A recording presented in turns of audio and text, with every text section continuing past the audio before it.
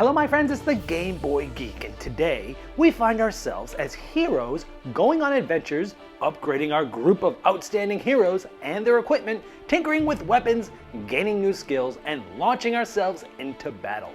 Orcquest Warpath is a thrilling adventure game where orcs are the heroes.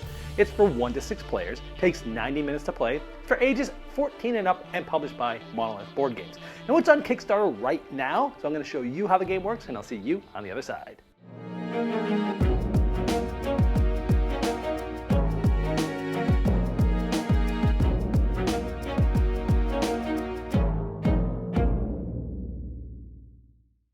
This is a Kickstarter preview, so all the art and components you see here are not final. These are prototypes. To see all the most up-to-date art and components, check the Kickstarter link in the description of this video.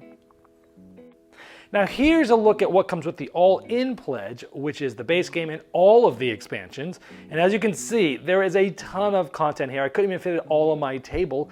You've got hero cards, you've got enemy cards, you've got miniature sculpts for each of those. And I'm not even showing you all of the miniatures. I'm just showing you each of the different sculpts, but many of these sculpts have tons of miniatures that come with them. All the different cards that come in the different boxes, the dice, the boards, there is a ton here.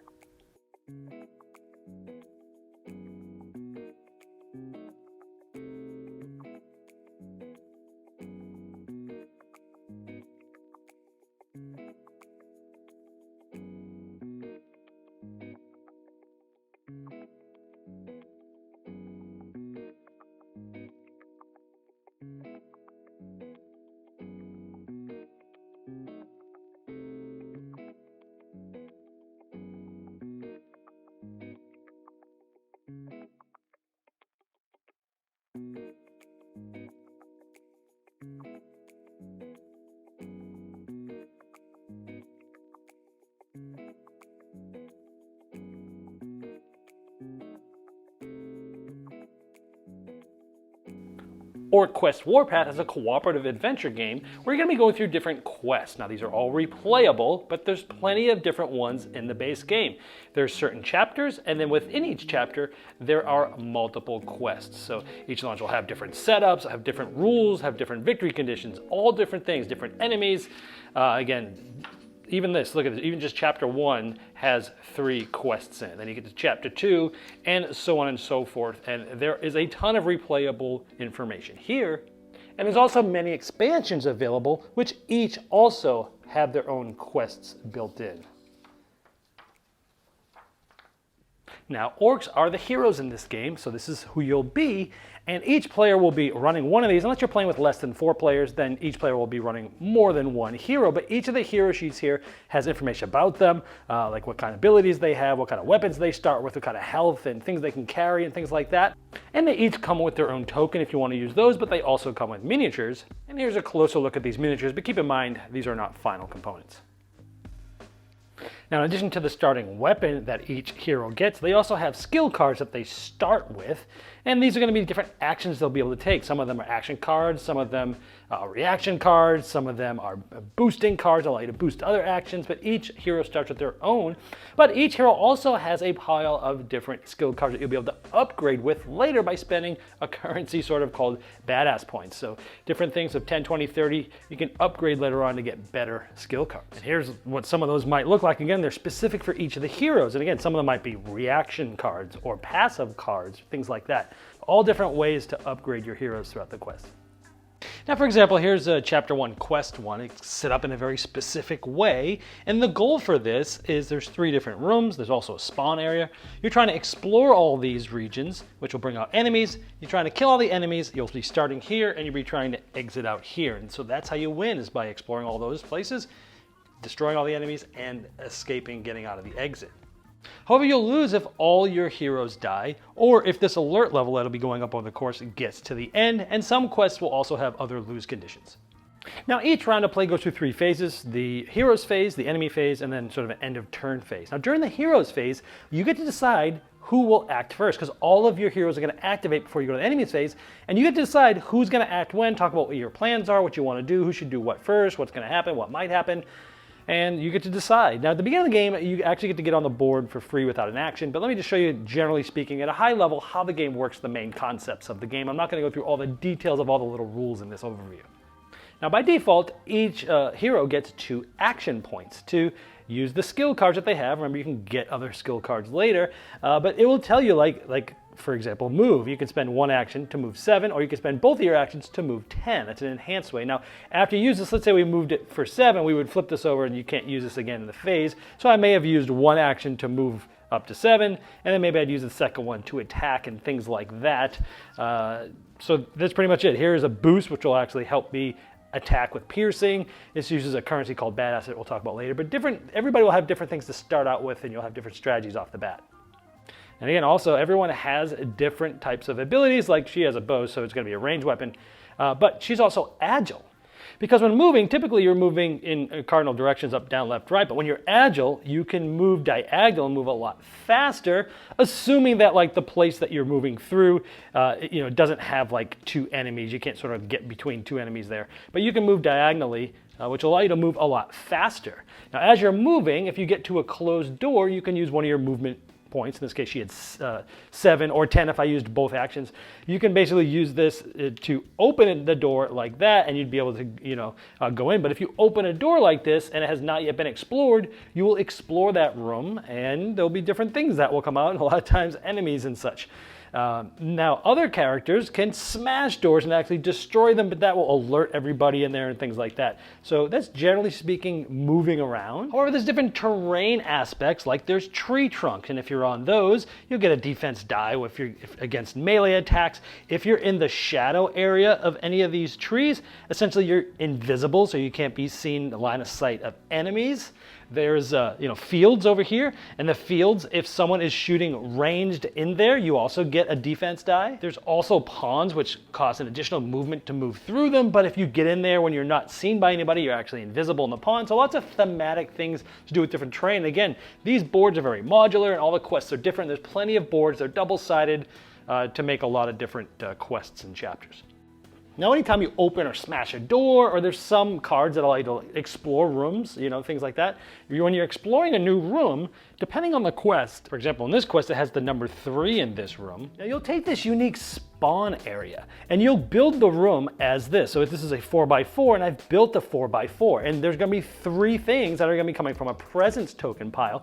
And you take 3 dice, doesn't matter which ones, and you don't roll them. You just drop them directly over the room, and you see where they land, and if it's really close, you decide where it's going to go, and so that you would basically place the dice where they're supposed to be. So let's say, okay, this is where the closest area was for those dice.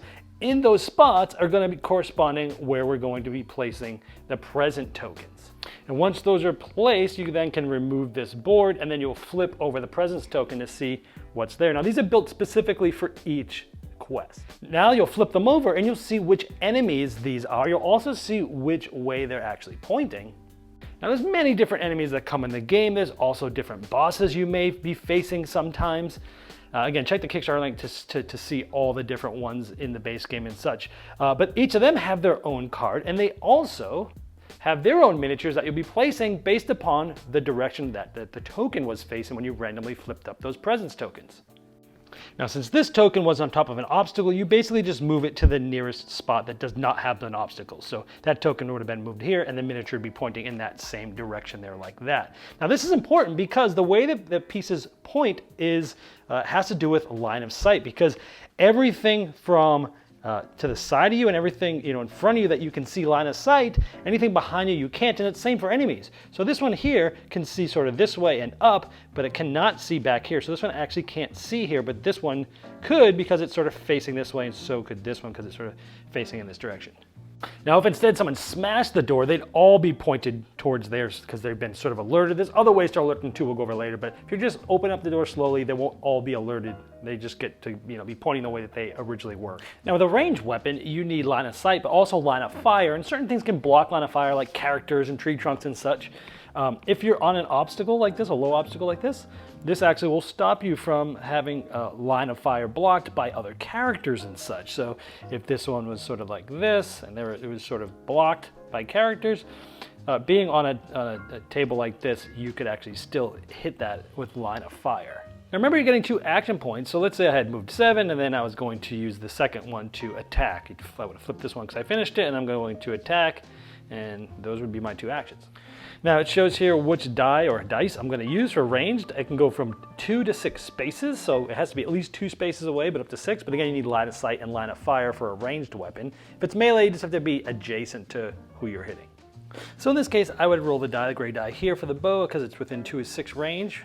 And this one would have a white defense die. Now this is a very interesting part of the game, is there's different types of health points. There's yellow, orange, or red. This one has yellow 3 health points. This is 4 orange health points. And this is important because when you roll a dice, let's say roll it this way, this is a yellow hit, nothing defended it, and this is yellow health, so it would do 1 damage to this yellow health here.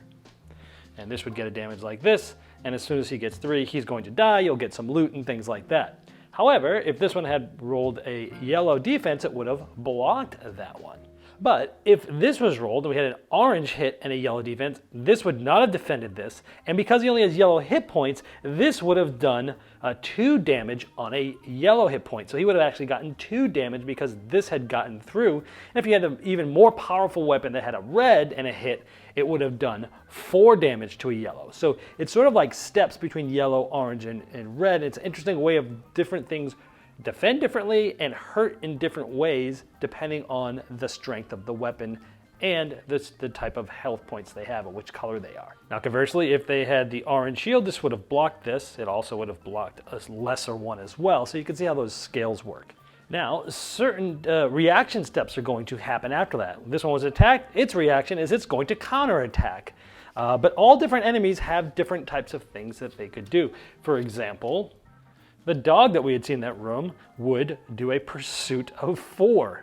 So when this one would counterattack, its range, because between 2 and 4, would roll 2 white dice, and this one would roll 1 white defense die because being hit with a range, and you would basically, they would be attacking you, for example. But again, you have orange hit points, so you already have a little bit better defense even without any other stuff, as opposed to their yellow hit points, if you will. Now earlier I mentioned that you can get upgraded cards by spending badass points that we'll talk about later, but there's cards in there called combos. And if you take 2 consecutive actions and you dealt at least 1 damage on both of those, let's say you had a double action and you did 2 actions that were fighting, and you were able to attack twice and do damage twice on 2 different actions, you'd be able to play a combo 1 card for free essentially, and you'd be able to attack with it. And if you do some damage with that and you had a combo 2 card, you could also do that. So you can chain together certain things without even spending extra quote-unquote action points if they're combo cards, assuming that you were able to do 2 consecutive damage in actions. Now this reaction step only happens once per hero phase. So if I came in here, did this, and hit this person, they reacted. Someone else came in next on their, after my turn's over, and they hit them, they're not going to be able to react again because it's still the same hero phase. Now anytime you defeat an enemy or if you smash an obstacle, you can get some loot. And here's some different things that could come up with loot. Sometimes they're weapons, sometimes they're resources that you can use in different ways that I'll show you in just a bit of crafting items. Sometimes they're armor, sometimes they're potions that allow you to heal damage and such. And they all have different ways that you're holding them, whether it's in your pack or in your hand or on your body. And each player has a certain amount of weight they can hold. So for example, this is a 4 weight and it's got to be in your hand, but so is the bow. The bow already is 2, so I'm already holding, so you can only hold so much weight. But there's other ways of using these cards, not only for these resources here, but you can always flip a card this way and use it for different types of resources like wood and metal and things like that. Now, when you do this, it still costs 1 weight, but you are getting these resources and you might have other resources and have a bunch of cards. But for example, if you had these resources here, you could upgrade this from a level 1 to a level 2. And it's going to be a better thing. Now we're getting a better die here. But then we spend these resources and we can update from a 2 to a 3.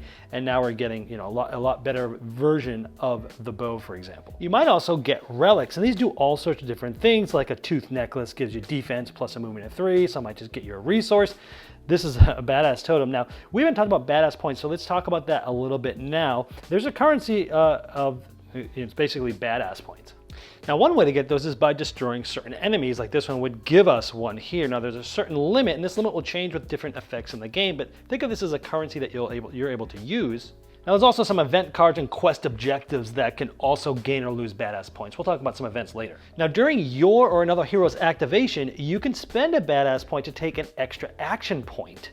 This can be really good, and if you do it again, it actually costs 1 more. So 1 is 1, you take a second extra action, it would be 2, a third would be 3 more, so you can spend these to take extra actions in the right time. Also at the end of turn phase, I told you earlier about there's certain points of cards, skill cards that you're able to upgrade and add to your skill cards. Well, these cost a certain amount of badass points, and at the end of the round, you'll be able to say, hey, look, we have 10 badass points, let's spend it, we'll spend all 10, and everybody can go through their pile of 10 cards and get one. And so you're spending these to upgrade your skill cards as well at the end of each round. So that's a cool relic, giving you 1 free badass point per hero phase. A lot of these are fragments of power for different relics. Now these fragments of power can be turned in for an enchantment card. An enchantment card here is something like piercing. So now we have a piercing bow, and now we actually get a green die, and if we roll that on it, you also add piercing to that bow. So that's a better, more stronger effect of that. Then, if you do this, which is prevent an attack from being blocked 6 times, this now switches to here. So now we have a bow of impalement. And so now, with the green die, we get piercing with that. Because before, this only showed up one side of the dice, and this one shows up twice as much. So it's a little bit more powerful, and this is known as an enhanced enchant.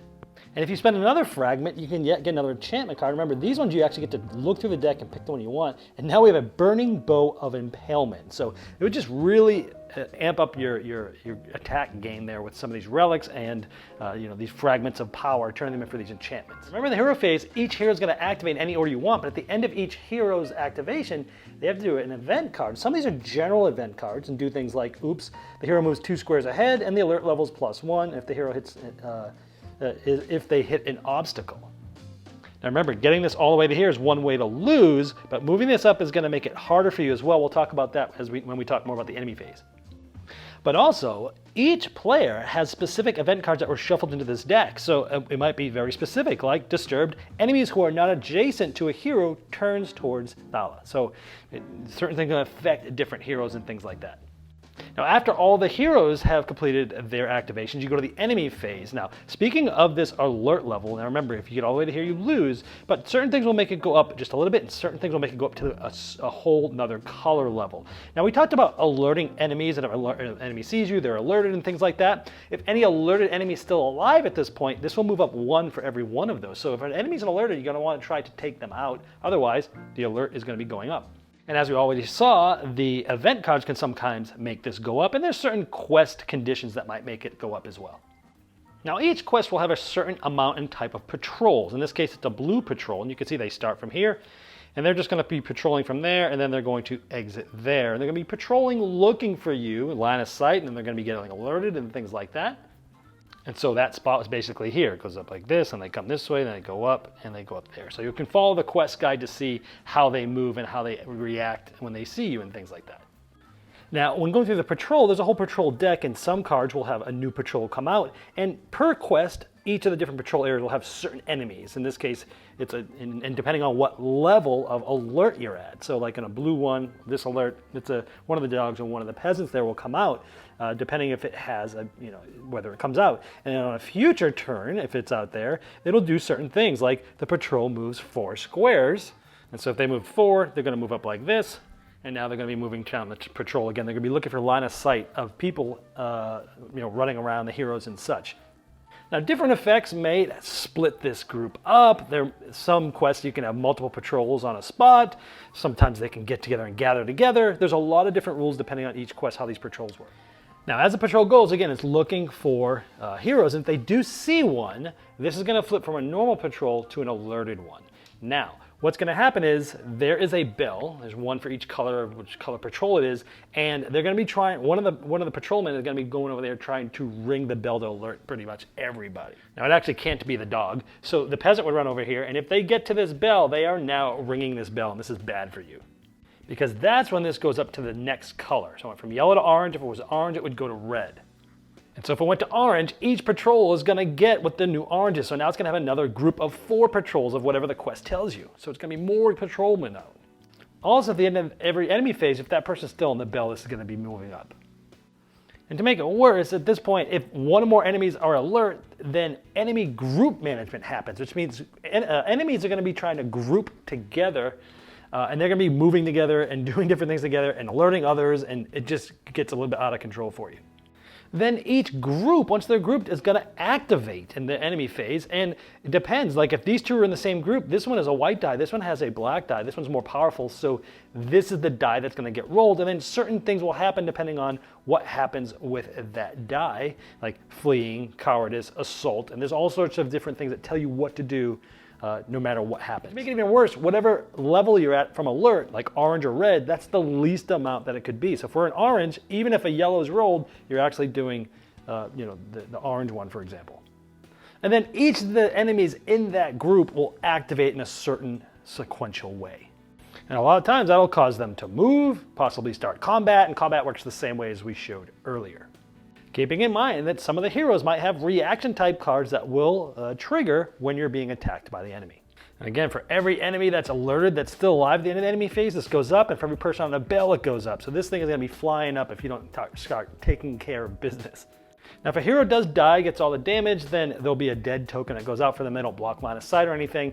And in the end of turn phase, after the enemy phase, you can resurrect a hero. But to do so, you must take the badass limit and move it down by 10. So now the most you can have is 20. Now, if all heroes are alive at this point, you can start spending the badass points to get new skill cards, which I've already talked about. And during this phase, you're doing the upgrading and crafting and things that I already talked about. You can actually throw loot to each other and things like that. You're organizing your stuff and you're getting ready for the next round.